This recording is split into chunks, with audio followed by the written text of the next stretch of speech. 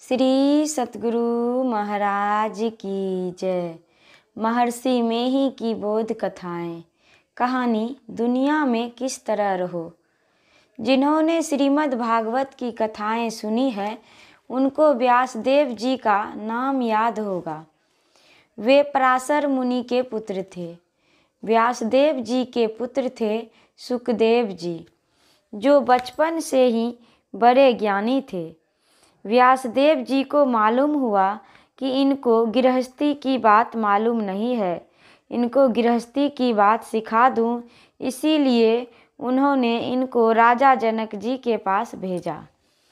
सुखदेव मुनि जनक जी के दरवाजे पर जाकर खड़े हो गए। दरबान से कहा, जाकर राजा से कहिए कि मैं व्यासदेव जी का पुत्र सुखदेव हूँ। राजा जनक ने दरबान से कहा, उनको वहीं खड़े रहने के लिए कहो। जब 7 दिन बीत गए तब बुलाए गए और रसोइये से कहा, इनको भोजन कराने के लिए ऐसे स्थान पर बिठाना जहाँ छत फूटी हुई हो और छत से एक पतली डोरी से पत्थर लटका देना। वैसा ही उसने किया। नैवेद्य उत्सर्ग करके सुखदेव जी भोजन करने वाले ही थे कि रसोइये ने कहा, ऊपर देखिए, पत्थर गिरने ही वाला है। उनका ख्याल उस ओर चला गया। नाना प्रकार के भोजन बने हैं, लेकिन जल्दी जल्दी में खाया कि कहीं पत्थर न गिर जाए।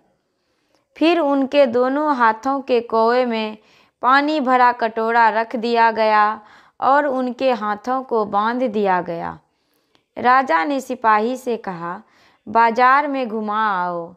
यदि कटोरे से एक बूंद भी पानी गिरे तो इनका सिर काट लेना। उनको घुमाया गया। बाजार में सुखदेव जी कटोरे को देखते हुए चलते हैं, आहिस्ते आहिस्ते कि कहीं कटोरे का पानी गिर न जाए। तमाम बाजार घूम आए। बाद में राजा जनक ने उनको अपने नज़दीक बिठाया। उनसे पहले भोजन का स्वाद पूछा। सुखदेव मुनि ने कहा, भोजन का स्वाद क्या मालूम पड़ता, डर के मारे कुछ स्वाद नहीं मालूम पड़ा। फिर पूछा, बाजार देखा? सुखदेव मुनि ने कहा, बाजार में क्या अच्छा है, कैसी दुकान है, मैंने कुछ नहीं देखा। राजा जनक ने कहा, यही मेरी शिक्षा है। सुखदेव मुनि ने कहा, क्या शिक्षा हुई, मैंने समझा नहीं। राजा जनक ने कहा, तमाम में रहो, सब स्वादों का भोजन हो, परंतु स्वाद कुछ मालूम नहीं पड़े। सब कुछ देखो अच्छा बुरा, परंतु मन किसी में लगे नहीं। सुखदेव मुनि ने कहा, ऐसा किस तरह होगा? राजा ने कहा, ऐसा इस तरह होगा कि तुम जो हो अपने को पहचानो, अपने को जानते हो कि तुम कौन हो। सुखदेव मुनि ने कहा, जानता हूँ कि मैं देह नहीं हूँ, आत्मा हूँ। राजा जनक ने पूछा, सुनकर जाने हो कि पहचान कर जाने हो?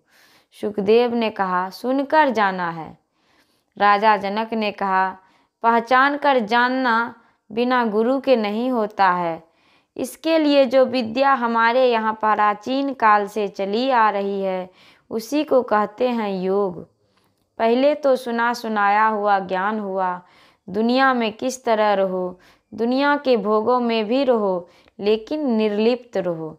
इसके लिए है विद्या, इसके लिए विद्या है योग। बिना योग के यह काम नहीं हो सकता। श्री सतगुरु महाराज की जय। यह प्रवचन शांति संदेश पत्रिका में फरवरी सन 1979 ईस्वी को प्रकाशित हुआ था।